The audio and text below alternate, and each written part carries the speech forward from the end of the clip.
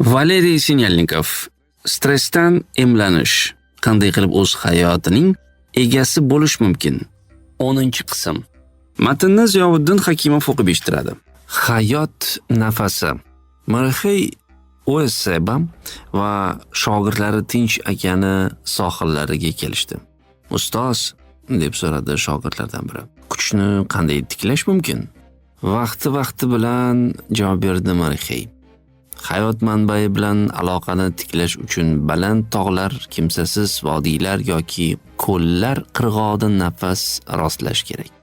Ustoz olmos qattiqligi usulida o'tirdi va barcha shogirdlar unga ergashdi. To'g'ri o'tiring, yelkangizni tik tuting, nafas olishingizni ichkaridan nazorat qiling. Sokin nafas oling. Nafas olish va chiqarish haqida o'ylang. Nafas olayotganda burun teshigida yengil sarqillik, chiqarayotganda esa iliqlikni his eting.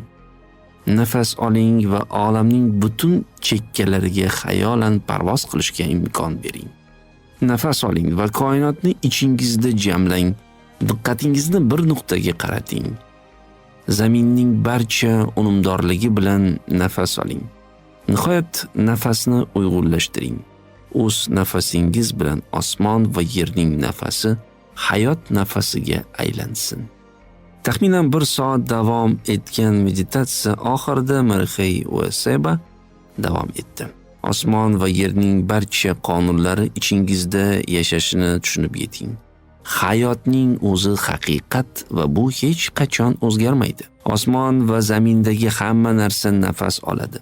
Nafas butun koinotni bir-biriga bog'laydigan rishtadir. Qachonki umumiy nafas olishning son sanoqsiz o'zgarishlarini his qila olsangiz, unda tinchlik san'atining individual texnikasi tug'iladi. Dengiz to'lqinlariga qarang. Sohilga yaqinlashib shovqin bilan ko'tariladi va ortga qaytadi. Nafasingiz ham shunday bo'lishi kerak. Har bir nafas bilan butun olamni qorningizga jamlang. Bilingki, 4 ta xazina hamma uchun mavjud. Quyosh va oyning quvvati, osmon nafasi, yer nafasi va dengiz suvlarining oqimi. Agar osmon va yerning haqiqiy shamoilini his qilsangiz, o'zingizning asl ko'rinishingizni ham idrok etasiz. Agar biron bir tamoyilni tushunsangiz, uni xizmat qildira olasiz. Biror narsani amalda qo'llaganingizdan so'ng harakatlaringiz haqida o'ylang. Har doim shunday davom eting. Tinchlik san'ati hamma joyda mavjud. Cheksiz koinotdan tortib eng kichik o'simlik va hayvonlargacha. Hayotiy kuch hamma joyga kirib boradi. Uning kuchi chegara bilmaydi. Tinchlik san'ati bizga buni his qilish va umumiy quvvatning ulkan zaxirasi bilan aloqa qilish imkonini beradi. Koinot bilan birlashing. Shunda haqiqiy shaxs, ilohiy mavjudot paydo bo'ladi. Agar siz haqiqiy bo'shliq bilan aloqa o'rnatmasangiz, hech qachon tinchlik san'atini tushuna olmaysiz. Lekin ilohiylikni qanday bilish mumkin, ustoz? Qo'pol hislarimiz bilan ilohiylikni ko'rib yoki unga tegib bo'lmaydi. Ilohiylik har biringizda va har bir tirik mavjudotdadir. Ilohiylik bilan bog'laning va hamma joyda ma'budalarning mavjudligini sezishingiz mumkin. Shunchaki ularni ushlashga yoki yopishib olishga urinmang. Ilohiylik faqat yuqorida emas, u osmonda, u yerda, u sizning ichingizda. Ilohiylik xonada qulflanib yotishni yoqtirmaydi. U ochiq havoda bo'lishni yaxshi ko'radi. Doimo shu yerda, aynan shu tanada. Har birimiz kichik koinotimiz tirik ibodatxonamiz. 3 ta haqiqiy ibodatxona mavjud. Birinchisi, bizning tanamiz, yurak esa bu ma'baddagi qurbongohdir. Shuning uchun qalbingizni xudbinlikdan tozalang va tanangizni pokiza tuting. Ikkinchi ibodatxona uyimiz. Uydagi hamma narsani Xudoga ibodat qilayotgandek bajaring. Tozalash, ovqat pishirish, yaqinlaringiz bilan muloqot qilish. 3-chi ibodatxona tabiat. Unga g'amxo'rlik qiling. Undagi hamma narsa tirik va ilohiydir. Bu 3 ta ibodatxonaning hammasini tartibli saqlang, ularning saqlovchisi bo'ling. Olamga ta'zim qilsang, u ham ta'zim qiladi. Yaratgan ismini aytganingizda ichingizda aks sado beradi. Ustoz, moddalik hissidan qanday qutulish kerak? Moddiylik davosi 6 ta sezgi a'zosini ko'z, quloq, burun, til, tana va aqlni poklashtir. Agar hislar ustun kelsa, idrokingiz bo'g'ilib qoladi. Qanchalik bo'g'ilsa, his-tuyg'ular shunchalik buziladi, dunyo tartibi buziladi va bu eng katta yovuzlikdir. Qalbingizni tozalang, 6 sezgi hissini bo'sh qo'ying, ular to'siqsiz ishlasin. Shunda tanangiz va ruhingiz nur sochadi. Ustoz, bu dunyoni qanday kuchlar boshqaradi? Har bir hayot bu ruhning, muhabbatning ko'rinishi. Tinchlik san'ati esa bu qonunning eng sof ifodasidir. Jangchi barcha nizo va ehtiroslarga chek qo'yishga majbur. Koinotga xos muhabbat turli shakllarda ko'rinadi. Uning har bir ko'rinishi o'zini erkin ifodalash imkoniyatiga ega bo'lishi kerak. 8 ta kuch koinotni qo'llab-quvvatlaydi. Harakat va harakatsizlik, qattiqlik va suyuqlik, kengayish va qisqarish, birlashish va bo'linish. Ongingiz koinotning ishlashi bilan uyg'un bo'lishi kerak. Tanangiz koinotning harakatlari bilan bir vaqtda harakatlanishi kerak. Koinot faoliyatida tana va ong bir-biriga bog'langan bo'lmog'i lozim. Tana uchburchak, aql doira bo'lishi kerak. Uchburchak quvvat ishlab chiqarishni anglatadi va eng barqaror jismoniy shakldir. Doira osoyishtalik va mukammallikni, uslubning bitmas tuganmas manbasini anglatadi. Kvadrat bu qudrat, barcha kuchlarning asosi. Ki quvvatining 2 turi mavjud. Oddiy ki va haqiqiy ki. Oddiy ki qo'pol va og'ir, haqiqiy ki yengil va harakatchan. Muvaffaqiyatga erishish uchun o'zingizni oddiy kiydan ozod qilishingiz va a'zolaringizni haqiqiy ki bilan to'ldirishingiz kerak. Bu kuchli uslublarning asosidir. Hayot bu o'sish. Agar jismoniy va ma'naviy o'sishni to'xtatsak, bizni o'lik deb hisoblashsa ham bo'laveradi. Tinchlik san'ati osmon, yer va insoniyat o'rtasidagi aloqani nishonlaydi.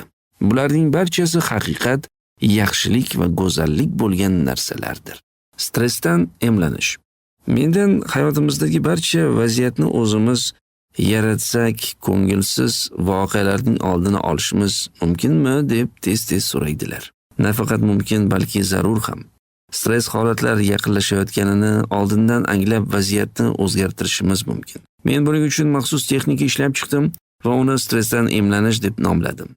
Bu texnikaning ma'nosini yaxshiroq anglab yetish uchun keling tarixga sayohat uyushtiramiz. 19-asr oxirida tabiatni emlash ixtiro qilindi. Uning mazmuni nimadan iborat?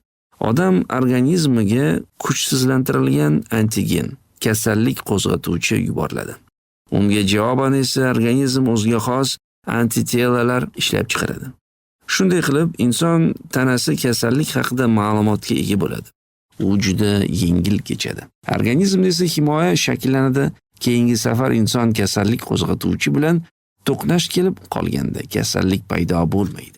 Mening stressdan emlanish degan texnikam noxush holatlarning yaqinlashayotganini oldindan anglab, uni ong osti darajasida ishlab chiqib, uning moddiy olamda sodir bo'lishining oldini olishga imkon beradi. Lekin texnikaning o'ziga o'tishdan oldin ba'zi bir tushunchalarning mohiyatini tushuntirib o'tish zarur. Koinot alomatlari. Hozir esa yangi modeldan kelib chiqadigan fikrlarning mantiqiy zanjirini kuzating.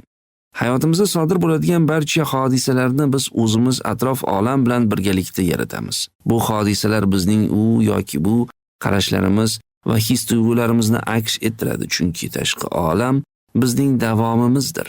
Aks ettirish qonuni. O'zimiz va atrof olam haqidagi ijobiy fikrlarimiz yoqimli vaziyatlarni yuzaga keltiradi. Salbiy fikr va tuyg'ular stress vaziyatlarini keltirib chiqaradi. Har qanday vaziyat, har qanday voqea borliqning barcha sohasida, oshkor, ya'ni ko'rinib turgan va yashirin ko'rinmaydigan sohada ro'y beradi. Ong ostimiz tashqi muhit orqali bizni bir qancha vaqtdan keyin oshkor sohada sodir bo'ladigan voqealardan voqif qiladi. Bundan chiqdi, Men tashqi olamda baxtsizlikni ko'rsam, demak shu baxtsizlik mening ichimda bor. Shunchaki u hali qo'pol, moddiy sohada namoyon bo'lmagan. U endigina ong ostida, ba'zi ezoteriklar aytganidek astral darajasida tug'ilib kelyapti. Tashqi olam menga bu haqda xabar beryapti. Siz biror kishining quvonayotganini ko'rsangiz, demak ong ostingizda quvonch mavjud. Tashqi olam sizni yaqinlashib kelayotgan quvonchdan voqif qilyapti. Asosiy tashqi olam sizning olamingiz ekanini anglab yeting. Shuning uchun unda sodir bo'layotgan hamma narsaga e'tiborli bo'ling. Ba'zi odamlar boshqalarga "Tupurunga, e'tibor berma" deb maslahat beradi. Kitoblarimdan birida bular insonga beriladigan eng zararli maslahatlar ekanligini yozganman. Men boshqacha yo'l tutishni tavsiya qilaman. Hamma narsaga e'tibor bering. Hamma narsaga ishingiz bo'lsin. Atrof olamga juda e'tiborli va sezgir bo'ling. Axir bu sizning olamingiz. Odamlarga yordam berishga harakat qiling. Boshqalarga yordam berib siz o'zingizga yordam berasiz. Oddiy bir haqiqatni tushunib yetish zarur. Atrof olam bizning aksimiz, demak hech kim bizga hech qanday yomonlik tilamaydi. Aksincha bu olamdagi barcha narsa, odamlar ham, ona tabiat ham maqsadlarimizni ro'yobga chiqarishda bizga yordam beradi. Faqatgina bu yordam biz foydalanadigan modelga mos ravishda keladi. Hammasi juda oddiy. Siz qurbon, zolim modelidan foydalanib yurgan bo'lsangiz, unda sizni qamchi bilan urib, holva bilan siylab o'rgatadilar. Demak, hayotingizda rag'bat ham, jazo ham bo'ladi. Boshqacha qilib aytganda, sizni Xudo jazolamaydi, balki siz o'zingiz yaratguvchi tomonidan berilgan koinot energiyasidan foydalangan holda atrofdagilarning xatti-harakati orqali o'zingizni jazolaysiz. Agar siz xo'jayin yoki sehrgar pozitsiyasida qat'iy tursangiz, hayotingiz faqatgina baxt, saodat va o'z ijodiy faoliyatingizdan oladigan quvonchdan iborat bo'ladi. Yana alomatlarga qaytamiz. Ong ostimiz u yoki bu voqeaning ro'y berishi haqida bizni oldindan ogohlantiradi. Bu xuddi siz avtomobilda ketayotganingizga o'xshaydi. Yo'l chetidagi belgilar sizni yaqinlashib kelayotgan xavf-xatar, xizmatlar yoki eng qulay yo'nalish haqida ogohlantirib turadi. Ular shunday deb nomlanadi ham. Ogohlantiruvchi, taqiqlovchi, axborot beruvchi, ishora qiluvchi va xizmat ko'rsatish belgilari. Yo'l harakat qoidalariga amal qilinsa, yo'lda harakatlanish tinch va bexavotir bo'ladi. Biz o'z hayot yo'limizda xuddi shunday belgilarni uchratamiz. Faqat ularning ko'rinishi boshqacha. Biz hayot yo'limizni xursandchilikda bosib o'tishni istasak, muayyan qonun qoidalarga amal qilibgina qolmay, balki koinot alomatlariga ham o'z vaqtida e'tibor berishimiz kerak. Barcha alomatlarni shartli ravishda ikki katta guruhga bo'lishimiz mumkin. Birinchi guruh bu totuvlik va uyg'unlik alomatlari. Ular mening o'zim va atrof olam bilan hamjihatlikda yashayotganimdan darak berib turadi. Ya'ni men to'g'ri yo'ldaman. Barcha ishlarimda menga omad va muvaffaqiyat hamrohlik qilyapti. Bunday kishilarni odatda omadli yoki uning omadi chopgan deyishadi. Bunday signallarga sizga yoqadigan hamda sizga ishonch va qoniqish hissini beradigan barcha narsa kiradi. Bu sizga aytilgan shunchaki oddiy bir yaxshi so'z bo'lishi mumkin yoki siz muhim bir uchrashuvga ketayotib, to'y mashinasini uchratdingiz. Shu kuni yaxshi shartnomani qo'lga kiritdingiz. Yoki bo'lmasa sizning hamkasbingiz yuqori lavozimga ko'tarilib maosh oshdi. Siz uchun esa bu o'z moddiy ahvolingizning yaxshilanishi haqida yaxshi bir ishoradir. Yoki qo'shningiz yangi mashina sotib oldi. Balki hasad qilish kerakdir. Axir ba'zilar boshqalarning muvaffaqiyatiga aynan shunday munosabat bildiradi va shu bilan o'zini vayron qiladi. Ich etini yeydi. Biroq atrofdagilarning omadi sizning omadingizga ishoradir. Yaxshisi hasad qilmasdan, ular bilan birga xursand bo'ling. Aynan shu yo'l bilan siz tezroq omadga erishasiz. Sizga shunday ishoralar duch kelayotgan bo'lsa, demak qalbingizda uyg'unlik bor. Hammasi risoladagidek ketyapti. 1-yanvar kuni men oilam bilan shahar aylangani chiqdim. Men har doim odamlarning yangi yilini nishonlangandan keyingi yuz ifodasini kuzatishga qiziqaman. Ayrimlarning yuzida quvonch, boshqalarning yuzida charchoq, boshqa birovlarda esa umid. Kutilmaganda ro'paramizdan ikki yigit chiqib qoldi. Yangi yilingiz bilan, dedilar ular qichqirib. Yangi yil bilan xotirjam javob berdik biz. Ilohim bu yilda ustingizga dollar yomg'iri yog'sin deb tilak bildirdi u yigitlar. Biz ularga rahmat aytib, ularning ortidan barcha yaxshiliklarni tilab qoldik. Axir bu belgi-ku, dedi xotinim yigitlar uzoqlashganidan keyin. Belgi bo'lganda ham yaxshi belgi, tasdiqladim men. Mening o'rta yoshlardagi bir ayol mijozim turmushga chiqib mustahkam va totuv oila qurishni orzu qilardi. Qabulimga ikkinchi kitobim Niyatning kuchini o'qigach kelibdi. U mendan orzusini ro'yobga chiqarishga yordam berishimni so'radi. Biz u bilan niyatni to'g'ri tuzdik va ong osti darajasidagi to'siqlar bilan ishladik. Bir yildan keyin tasodifan uchrashib qoldik. Vasiliy Vladimirovich, dedi u, men sizdan juda minnatdorman. Men juda yaxshi insonni uchratdim va turmush qurganimizga yaqinda 1 oy to'ladi. Juda xursandman. Nega meni to'yingizga taklif qilmadingiz? Dedi men o'zimni xafa bo'lganlikka solib. Voy, Valeriy Vladimirovich, xafa bo'lmang. Hammasi shunday tez va kutilmaganda bo'ldi. Bilasizmi, qo'shib qo'ydi u. Siz bilan o'tkazgan seansimizdan bir hafta o'tgach erim bilan tanishishimdan ancha oldin menga ishora bo'lgan edi. Men o'rtoqlarim bilan cherkovga shanba yoqqani kelgandim. Dugonam eri bilan mashina yonida ushlanib qoldi. Men ularning haydovchisi bilan ruhoniy otaning yoniga bir narsani bilib olgani bordim. Sizlar nikohdan o'tmoqchimisizlar? So'radi u bizlardan. Nikoh? Hayron bo'ldim men. Balki, ammo bugun va bu kishi bilan emas, uning oilasi bor. Bugun boshqa bir masalada oldingizga keldik. O'shandayoq men ruhoniy ota mening qiyofamda kelinni ko'rganini, demak, to'y ham yaqin ekanini anglab yetdim. Ikkinchi guruh. Xavf-xatardan ogohlantiruvchi alomatlar. Bunday alomatlar menga o'z yo'limdan adashganimdan darak beradi. Menda noxush voqealarga sabab bo'ladigan salbiy fikr va tuyg'ular namoyon bo'la boshlaydi. Tashqi olam ichki olamni aks ettiradi. Bu haqda ong osti aqlimiz bizni tashqi olamdagi voqealar orqali ogohlantirishga harakat qiladi. Hayotimizdagi har qanday muammo biz rivojlanishdan to'xtab qolganimizdan darakdir. Demak, biror yaxshi narsani o'rganish, anglash va oldinga harakat qilish vaqti keldi. Doktor, so'radi mendan bir mijozim, menga bir narsani tushuntirib bersangiz iltimos. Yoshligimda o'zimga ishonchim baland edi. Ko'nglim tinch edi. Har qanday muammoni hal qila olishimni bilardim. Men uchun barcha eshiklar ochiq edi, ammo farzandim og'ir betob bo'lib qolganidan keyin bu ishonch va xotirjamlik hissi qayoqqadir yo'qoldi. Hozir bu narsa kamdan kam va o'ta qisqa muddatda bo'ladi. Gap shundaki, tushuntirdim men. Bolangizning kasalligi siz uchun juda muhim sinov bo'lgan. Siz o'zgarib ko'p narsani o'rganishingiz kerak edi. Agar siz shu muammoning ham uddasidan chiqqaningizda o'zingizga ishonch yana ham oshardi. Inson butun umr o'rganishi kerak. Bolaligida u yurishni, gapirishni o'rganadi. Makon va vaqtni o'zlashtiradi. Ulg'aygan sari hayot qonunlarini chuqurroq egallay boshlaydi. Bu jarayon cheksiz, chunki hayotning o'zi nihoyasiz. U abadiy. Butun hayotimiz davomida biz koinotdan tinimsiz ko'mak olib turamiz. Ba'zi vaziyatlarda u bizga ehtiyot bo'l deydi. Boshqa paytlarda to'g'ri yo'nalishni ko'rsatadi. Asosiysi e'tiborli bo'lish va signallarga o'z vaqtida javob harakatini qilish.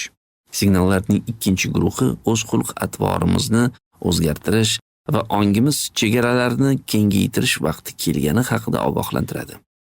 Men bu turdagi signallarni darsning boshlanishidan darak beradigan qo'ng'iroq sifatida qabul qilaman. Valeriy Vladimirovich, so'radi mendan bir bemorim. Menga bir masalada oydinlik kiritishga yordam bering. Kecha televizordan yangiliklarni tomosha qilayotgan edim. U yerda Yugoslaviya haqida NATO qo'shinlari Kosovoda tinchlik kuchlari joylashgan harbiy baza qurishgani haqida lavha ko'rsatilayotgan edi.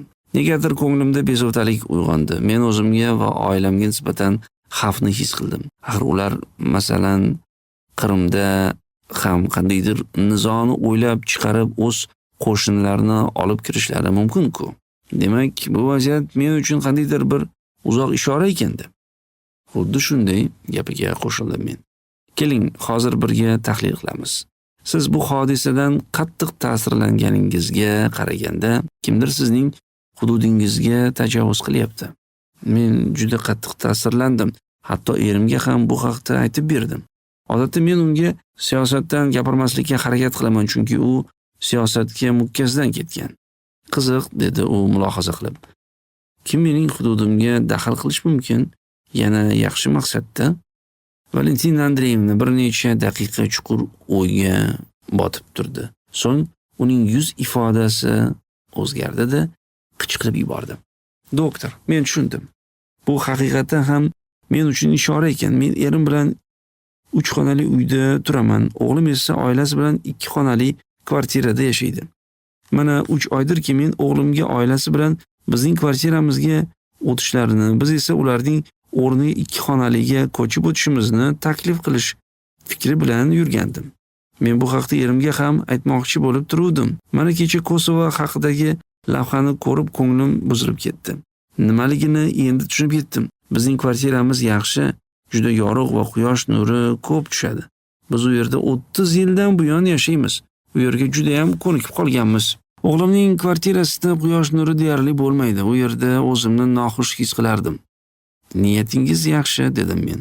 Lekin siz o'z farog'atingiz, ehtimol sog'ligingizni qurbon qilishingizga to'g'ri kelar ekan. Shu uchun ong ostingiz bezovtalanib sizga xavf haqida ishora bergan. Endi nima qilsam ekan? So'radi Valentina Andreyevna. Birinchidan, dedim men jilmayib, ong ostingizga va Amerika tinchlik kuchlariga bergan ishoralari uchun minnatdorchilik bildirish kerak. Ikkinchidan, davom etdim men. Farzandingizga yordam berish uchun o'zingizni qurbon qilish shart emas. Bunday qurbonlikdan hech kimga naf tegmaydi. Siz qiynalasiz, ular esa o'zlarini aybdor his qiladi. Yaxshisi boshqa bir yo'l topish kerak. Ular kvartirani ozgina pul qo'shib 3 xonali kvartiraga almashtirishlari mumkin-ku. Shu bilan ularda harakat qilish uchun omil paydo bo'ladi. Doktor, siz haqsiz. Bu ularning qo'lidan keladi deb hisoblayman. Yana biz pul bilan yordam berishimiz mumkin. Bilasizmi, siz bilan suhbatlashib yengil tortdim. Siz bu ishorani anglab yeta olarmidim? Hech qisi yo'q, dedim men. Asta-sekin turli ishoralarga javob qaytarishni o'rganib olasiz. Faqat ozgina e'tiborliroq bo'ling. Barcha alomatlarni 3 kichik guruhga ajratish mumkin. Birinchi kichik guruh bu shaxsiy signallar. Ya'ni bizning miyamiz va tanamiz yetkazadigan signallar. Masalan, kasallik mening tanamdan kelayotgan signal bo'lib, u menga nimanidir noto'g'ri qilayotganimni bildiradi. Bu haqda to'liqroq Dardingni sev deb nomlangan birinchi kitobimni o'qib olsangiz bo'ladi. Boshqa misol sifatida o'z fikrlarimizni olishimiz mumkin. Bu fikrlar ba'zi birovlarning miyasiga chuqur o'rnashib qoladi. Shu yo'l bilan ong ostimiz va miyamiz qat'iy turib bizga signal ishora beradi. Bunday fikrlarga qanday munosabat bildirish haqidagi suhbatimizni keyinroq davom ettiramiz. Ikkinchi kichik guruh. Bu bizga yaqin belgi va signallar. Bu ishoralarni bizga yaqin bo'lgan kishilar beradi. Ota-onamiz, farzandlarimiz, qarindoshlarimiz va do'stlarimiz. Bu kichik guruhga bizning mulkimiz ham kiradi. Uy hayvonlari, shaxsiy buyumlarimiz, uy, mashina va hokazo. Uchinchi kichik guruh. Uzoq belgi va signallar. Bu signallarni biz bevosita aloqada bo'lmaydigan kishilardan olamiz. Masalan, siz omonat kassasiga kommunal to'lovlarni amalga oshirish uchun navbatda turibsiz. To'satdan sizdan oldinda turgan kishi yonidagi boshqa bir kishiga so'zlay ketadi. Buni qara, kecha o'g'limning narsalarini o'g'irlab ketishibdi. Buni hayron bo'larli joyi yo'q, gapga qo'shiladi 3-kishi. Atrof to'la o'g'ri-ku. Bir qarashda buning sizga aloqasi yo'qdek tuyuladi. Axir sizning narsangizni o'g'irlashgani yo'q-ku. Lekin chuqur ong osti darajasida biz hammamiz bir butunmiz. Shu odamlar orqali Xudo bizga biz o'zimizning qandaydir xatti-harakatimiz yoki fikrlarimiz bilan hayotimizga o'g'irlarni jalb qilishimizga ishora qilyapti va o'zgarishimiz kerakligi haqida ogohlantiryapti. Shunga o'xshash voqea sizning boshingizga tushishini kutgandan ko'ra o'z vaqtida shu uzoq ogohlantirishga to'g'ri munosabat bildirganingiz ma'qul. Odatda koinot bizni uzoqdan ogohlantirishni boshlaydi. Boshda bizga uzoqdan signal beriladi. Yugoslaviya haqida lavha ko'rgan ayol voqeasi kabi. Agar biz signallarga e'tibor bermay o'tkazib yuborsak, ular bizga yana ham yaqinlashib qoladi. Endi bizga yaqin bo'lgan kishilar signal berishni boshlaydi. Shu safar ham boshqalarning dardiga befarq bo'lsak, unda o'zimiz aziyat chekamiz. Sizga yana ham tushunarliroq bo'lishi uchun yana bir necha misol keltiraman. Bir kuni menga Gretsiyadan qo'ng'iroq bo'ldi. Qochoq sifatida Toshkentda yashagan va 10 yil oldin Salonikaga qaytib kelgan bir grek ayoli qo'ng'iroq qildi. Valeri dedi u menga. Men hali rus tilini unutmagan barcha tanishlarim sizning kitobingizga qoyil qoldik. Gretsiyaga kelib bu yerda seminar trening o'tkaza olmaysizmi? Qancha odam kerak bo'lsa shuncha to'playman. Siz bilan shaxsan uchrashishni xohlovchilar juda ko'p. Kelsangiz menikida yashaysiz. Men mamnunlik bilan rozi bo'ldim. Bir oy ichida men chet elga chiqish uchun pasport tayyorladim va Gretsiyaga borish uchun viza rasmiylashtirishni boshladim. Shu nuqtadan muammolar boshlandi. Gretsiya elchixonasida menga viza berishdan bosh tortishdi. Bundan men zarracha xafa bo'lmadim. Men elchini ruslar, ukrainlar va moldovanlarning Gretsiyaga chiqishini cheklab qo'ygan uchun ayblamadim. Buning o'ziga yarasha sabablari bo'lishi kerak. Bu to'siqlarni qanday qilib yaratganimni o'zimdan aniqlab olishga qaror qildim. Yaqindagina ogohlantiruvchi signallar bo'luvdi. Lekin men ularga e'tibor bermadim. Elchixonaga borishdan oldin menga akam qo'ng'iroq qildi. Men unga meni seminar o'tkazish uchun Gretsiyaga taklif qilishganini aytdim. Rojdestvogacha u yerda qiladigan ishing yo'q dedi u. U yerga 15-yanvardan keyin bor. Xuddi shu kuni qandaydir film tomosha qildim. Televizorda filmning bosh qahramoni chet elga safar qoldiriladi deb turgan joyda yoqdim. Men ong ostimga murojaat qildim. Shoshilma, hovliqma degan javobni oldim. Bu yerda hali qiladigan ishing ko'p. Navbatdagi kitobingni nashrga tayyorlashing kerak, kasetaga yozishing kerak va uyda ba'zi ishlarni qilish kerak. Gretsiya kutib turadi. Men tinchlanib o'z ishlarim bilan mashg'ul bo'ldim. Bir qancha vaqtdan keyin ko'nglimni ko'taruvchi signal oldim. Bosmaxonadan chiqsam, ro'paramdan bir yigit kelyapti. Kiyimida esa Illada, ya'ni Gretsiya deb yozilgan yozuv. Gretsiya menga peshvoz chiqyapti deb o'yladim. Men va u bilan salomlashdim. 2 haftadan keyin vizani qo'lga kiritdim. Videoni to'liq shaklida ko'rishni istasangiz, Kuch o'zingda yopiq Telegram kanaliga a'zo bo'lishni taklif qilamiz. U yerda nafaqat ushbu videoning to'liq shakli, balki psixologiyaga oid audio kitoblarni, ong osti mavzusiga oid meditatsiya, affirmatsiyalarni tinglash imkoniyati paydo bo'ladi. Qo'rquvlarni yengishga, salomatlikni tiklashga, boylikni chaqirishga, hayot naqadar go'zal ekanligini anglashga yo'naltirilgan meditatsiyalar orqali yashash naqadar go'zal va bebaho ne'mat ekanligini his qilasiz. Kuch o'zingda Telegram kanaliga a'zo bo'lish uchun ekranlaringizda ko'rsatilgan 97 kodi bilan 210 7654 raqamiga Telegram orqali Kuch so'zini qoldiring.